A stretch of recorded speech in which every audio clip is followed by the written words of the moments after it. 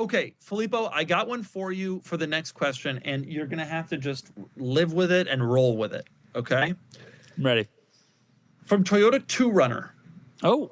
That's the 4Runner they have in Florida. From Toyota 2Runner, how would you rank the generations of the Mercedes S-Class? Ooh. Do you know the S-Class gens, Filippo, well enough to do this? Pulling them up. 1 second. Okay. How far back are we going?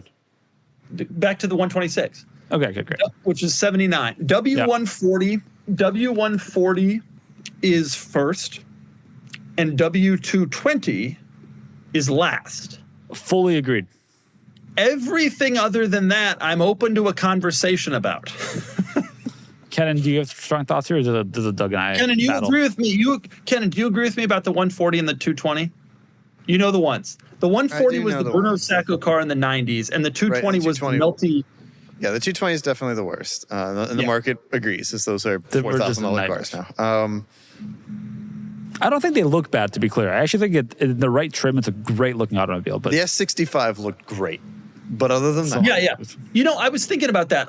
This should be a topic for us to discuss. That a lot of the worst generations we rank often have one model that was actually the best of all of them. Like the Diablo, we were ranking all the Lambos. The Diablo is we put it kind of in the middle lower, but the SE30 maybe is the best one of all, right? And I agree with you. The 220 S65 is one of the very best S classes of all time. It is absolute baller status in the coolest way. But the general vehicle was disappointing. All right, here's my take. I've written down. Okay. Oh, I get it. S65 has a little engine problem. I see. You wrote them down? I wrote them down. Here's my take. I agree W140 best. Yeah, Bruno Sacco. Followed by, and I agreed W220 last. 100%. Yep. Second, I'm putting the W221. Yes, it was such an improvement. Agree. It recreated what the S-Class should be. I agree. Yep. And that, to me, when I think S-Class, that is still what I think. To be honest. And honestly, it's that one which has been modified with aftermarket wheels and other things. It's in Florida. That's exactly that car. It's still a car that I think looks modern. Still has honestly quite modern equipment. It's great. I debated for a bunch on fourth. The 221, this is going to be the hottest take of the century, but the 221 is the best looking S-Class. The 140 is also very good looking and had enormous benefits in its Teutonic production. But the 221 with its ridiculous fenders was the only time they ever really took a risk, and they did it in a wonderful way, and it worked out. And I think it was a beautiful car then. I remember even when it came out in 2007 thinking like, wow, this thing looks baller but not excessive. Like this is the right car. That's how they all are with that purple rear windshield tint. I remember that vividly. Yep. Okay, so 140, 21 in a color with the right wheels too, like an S600 in Mocha Espresso. That brown. Oh, that you bid on? I bid on a couple. All those years ago. Yeah, it's been a while. In the color that my E-Class wagon actually is, which is unfortunately I can't search by color. Right, I got distracted. I'm gonna go 223 third.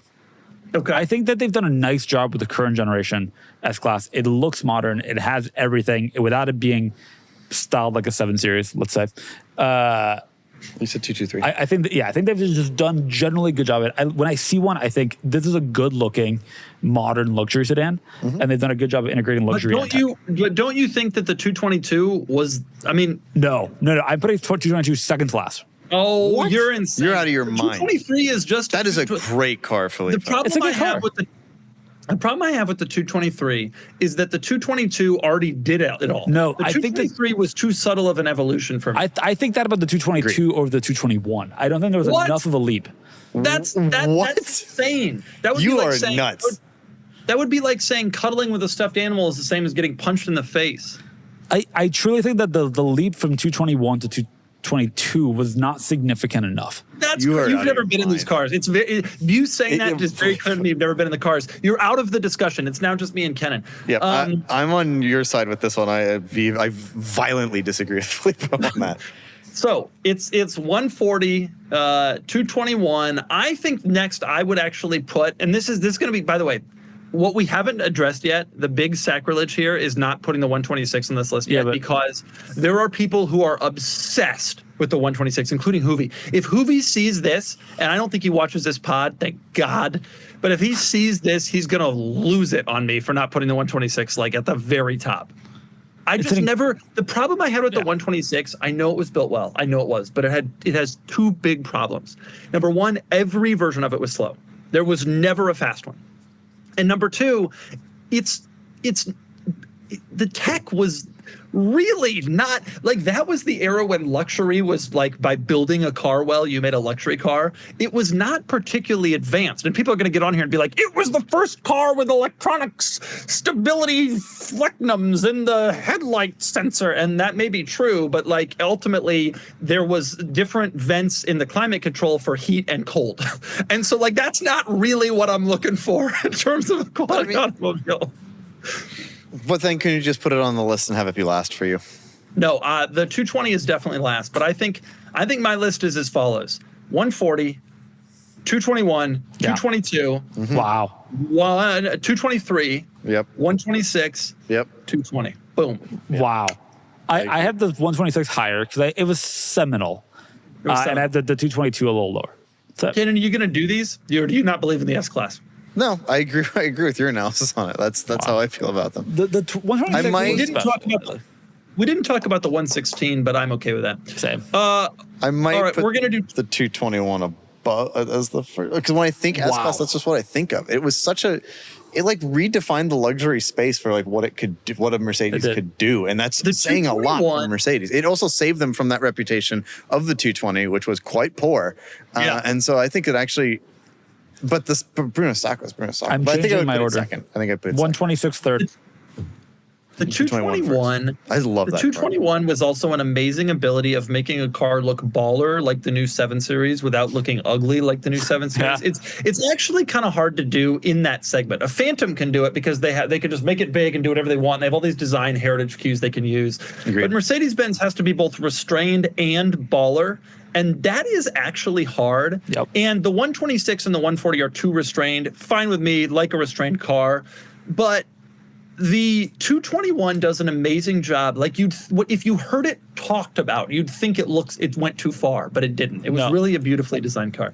Baller but not ugly is a fine balance. And it's especially a fine line in the luxury sedan segment when you're trying to appeal to both like athletes and people who want to show off, but also executives and people who don't want to show off. That's like a pretty tough group. Yep, agreed. Man, that's a nice and it still looks good. For the record, the 600 especially with those wheels. So cool. A 600 with those wheels. If I could have a 600 with those wheels, I would probably be willing to sell Filippo. I bid on this car, if memory serves, or I bid on it's been for sale multiple times, and I bid on it multiple times because I wanted it. It seemed cheap at that moment. Maybe I didn't bid on this one. I know. I'm pretty confident you did. I did. There you are. That was the time. It was nearish to me. By the way, I'm saying 140, 221, 126, 223, 222, 220. You disagree with my... You're only putting the 126 so high to placate enthusiasts. That's not your actual belief, but fine. It is. Okay. It is. There are only a few objects in your life that are absolutely essential to your well-being just because of how much time you spend with them. For me, it really comes down to two. My beloved E39 M5 and my mattress. Believe it or not, I'm equally in love with both. That's why I'm genuinely thrilled to have Brooklyn Bedding as a sponsor. They let me pick one of their mattresses to take out on a test drive, and I went with the Aurora Looks cooling mattress with the cloud pillow top. I'm genuinely astonished. It's a total game changer. Before this, I was tossing and turning, waking up hot, sore, and honestly still tired. Now I wake up refreshed after a night of cool, tranquil sleep. It's wild, and I am definitely not turning back. Now, I'm a side sleeper, so I need something soft enough for my shoulder, but still firm enough to keep my back happy. This thing nailed it. No more lower back pain, no overheating. Emily's sleeping better too, dreaming of track days in her E90 M3 CRT, which is really saying something. Brooklyn Bedding has been doing this for over 25 years. Top tier comfort and quality without the ridiculous luxury price tag. Every mattress is custom made by master craftsmen at their facility in Arizona, and they ship for free anywhere in the US. Plus, you've got up to 120 nights to sleep on it, and if it's not for you, they will help you return it and swap it for something better. So if you don't hug your mattress every night like I do, it's time to upgrade. Go to brooklynbedding.com and use our promo code CARS at checkout to get 30% off site-wide. This offer is not available anywhere else. You have to use our promo code on the very last page of checkout to get this discount. That's brooklynbedding.com and use our promo code CARS for 30% off site-wide. brooklynbedding.com with the promo code CARS.